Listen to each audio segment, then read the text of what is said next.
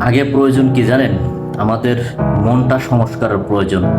কারণ আমাদের মনটা মরিচা ধরে এটা নষ্ট হয়ে গেছে। যে দেশটি যত সভ্য, যে দেশের মানুষ যত সভ্য, সে দেশ তত উন্নত এবং সে দেশ তত এগিয়ে যাবে।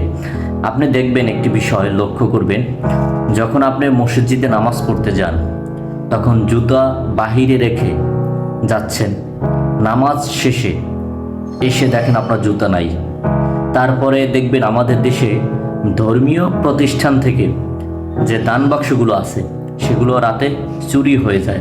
তারপরে রাস্তার পাশে দেখবেন ময়লা রাখার যে পাত্রগুলো আছে সেগুলো চুরি হয়ে যায়। অর্থাৎ আমরা কি পেয়েছি জানেন? চোর পেয়েছি। এই দেশে মনে করেন সবচেয়ে বড় সমস্যা হচ্ছে 90% চোর। এই চোর মুক্ত করতে হলে আগে সভ্যতা শিখাতে হবে।